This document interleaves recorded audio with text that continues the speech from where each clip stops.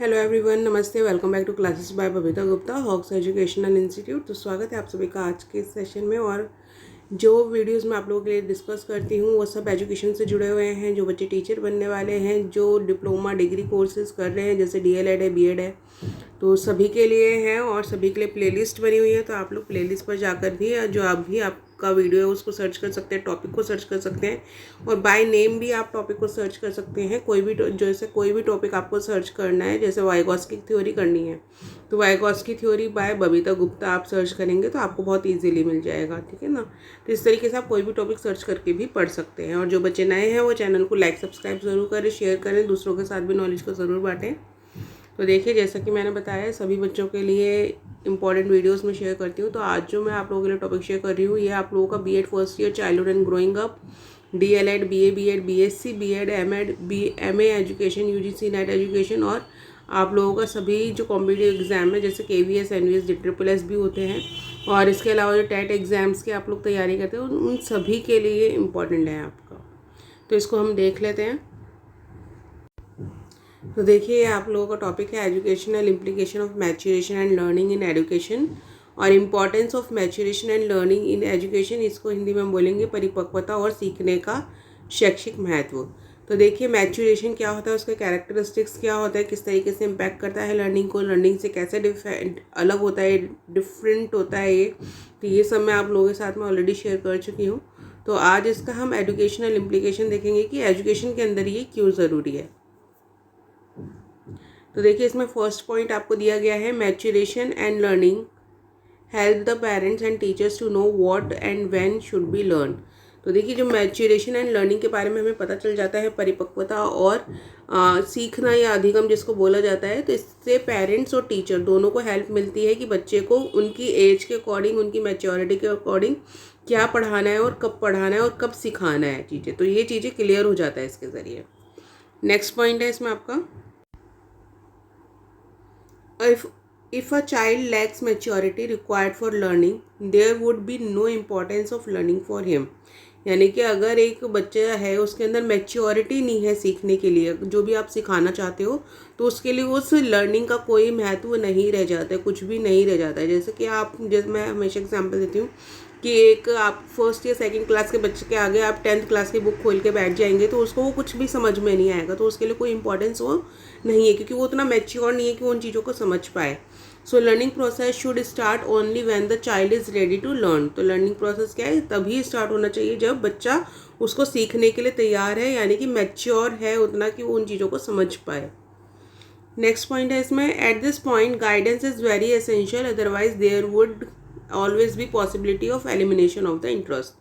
तो ये जो आपकी स्टेज होती है मैच्योरेशन की, हर एक लेवल पर बच्चा मैच्योर होता है, बड़ा होता है, उसी के अकॉर्डिंग लर्निंग होती है, तो उसको एक गाइडेंस की ज़रूरत होती है। क्योंकि देखिए, आप गाइड बच्चे को करेंगे तभी क्या है उसको समझ में आएगा कि चीज़ें क्या हैं, नहीं तो उसका इंटरेस्ट ख़त्म हो जाएगा। जैसे कि मान लीजिए कि एक जो नर्सरी केजी का बच्चा है वो हिंदी, इंग्लिश, मैथ पढ़ रहा है ना। जब वो बच्चा फर्स्ट में आ जाएगा तो ईवीएस भी पढ़ना वो शुरू कर देगा। तो हमें क्या, उसको इंट्रोड्यूस करना पड़ेगा, उस मैच्योरिटी लेवल पे गाइड करना पड़ेगा कि ईवीएस होता क्या है, किस तरीके से हमारे लिए ज़रूरी है, क्यों हम पढ़ रहे हैं। तो अगर आप ये चीज़ें नहीं उसको एक्सप्लेन करेंगे ना, तो उसका इंटरेस्ट ही नहीं रहेगा। उसको लगेगा यार 3 सब्जेक्ट्स थे, ये तो बहुत सारा है, ये तो मेरे से नहीं होगा, है ना। तो इंटरेस्ट ख़त्म होने लगेगा। तो गाइडेंस हर लेवल पर ज़रूरी है, छोटे से लेकर बड़े तक। नेक्स्ट इसमें पॉइंट है, maturity can affect a person's ability to take responsibility for their thoughts, feelings and behaviours. तो जो मैच्योरिटी की हम बात करें, परिपक्वता की बात कर रहे हैं, ये किसी भी पर्सन की एबिलिटी को अफेक्ट करती है, यानी योग्यता पर प्रभाव डालती है कि वो अपनी जो रिस्पॉन्सिबिलिटी है उनको किस तरीके से ले रहा है, और जो उसका सोच है, थॉट्स हैं, उसके फीलिंग्स है, बिहेवियर्स हैं। देखिए, हर किसी की जो सोच होती है, फीलिंग्स होती है, बिहेवियर होता है, व्यवहार जिसको हम बोलते हैं, उसकी एक रिस्पॉन्सिबिलिटी होती है कि आप किस तरीके से उसको कैरी कर रहे हैं। फीलिंग्स आप सबके सामने नहीं दिखा सकते, हर किसी के साथ आगे नहीं होती। बच्चा हर किसी के आगे नहीं रो सकता, कोई नहीं सुनेगा अगर वो सबके आगे रोएगा। तो उसको पता है कि उसको अपने मम्मी पापा के आगे रोएगा तो उसको चीज़ मिल जाएगी, है ना।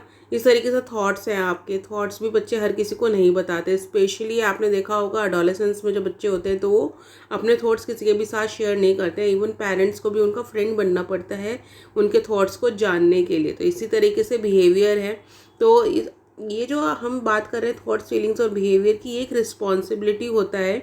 और ये जो रिस्पॉन्सिबिलिटी है, आपको जब मैच्योरिटी आपके अंदर आती है तभी आपको पता चलता है कि कैसे इसको हैंडल करना है। और उस लेवल की मैच्योरिटी आपके अंदर होनी चाहिए। मैच्योरिटी हर एक लेवल पर होती है, पर आप कौन से लेवल पे हैं ये डिपेंड करता है। तो जब बच्चे की हमें इतनी नॉलेज है कि बच्चा मैच्योर हो रहा है और बच्चे को ये सारी चीज़ें अफेक्ट कर सकती हैं, तो इससे एक टीचर को हेल्प मिलती है कि बच्चे को किस तरीके से उसको सिखाया जाए, किस तरीके से उसको हेल्प की जाए उसके थॉट्स, फीलिंग्स और बिहेवियर्स को, कि उसको एक तरीके से समझाने में कि बेटा आप इसको किस तरीके से हैंडल कर सकते हो, किस तरीके से इसको आप डील करना है।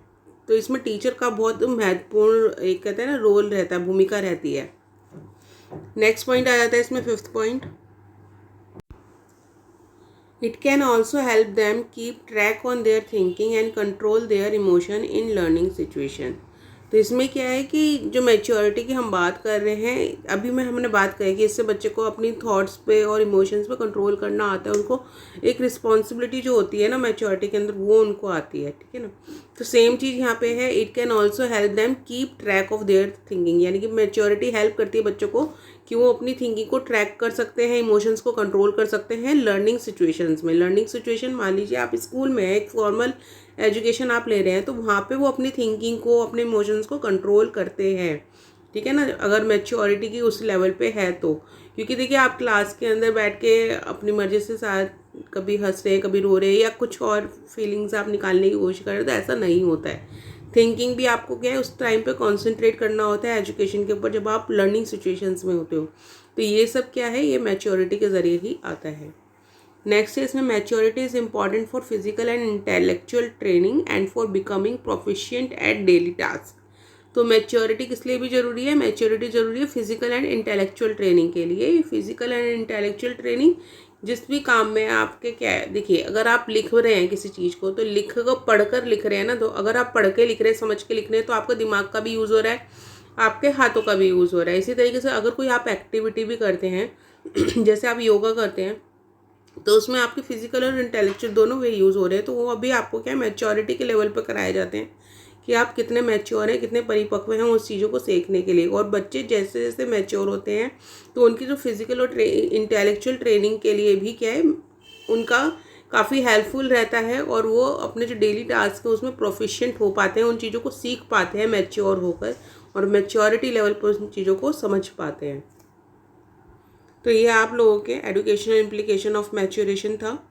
एंड आई होप कि ये सारे पॉइंट्स आपको क्लियर हैं। अगर पॉइंट्स क्लियर ना हो, कोई भी डाउट हो, तो आप कमेंट बॉक्स में लिखकर पूछ सकते हैं। और देखिए जो वीडियोस होते हैं वो हिंदी मीडियम और इंग्लिश मीडियम दोनों बच्चों के लिए होते हैं, तो मेरी कोशिश यही रहती है कि आप लोगों को अच्छे से समझ में आ जाए। तो इसलिए मैं कहती हूँ कि अगर कोई भी आपको प्रॉब्लम है तो आप कमेंट बॉक्स में लिखकर बता सकते हैं। तो आप लोगों के लिए इंपॉर्टेंट टॉपिक्स मैं लाती रहती हूँ, तो उनको आप देखिए, पढ़िए, और जो इवनिंग क्लासेस हैं उनको आप ज़रूर अटेंड कीजिए, और मेरे साथ इसी तरीके से बने रहिए। तो जल्दी मिलते हैं नेक्स्ट क्लास में। अभी के लिए थैंक यू, धन्यवाद।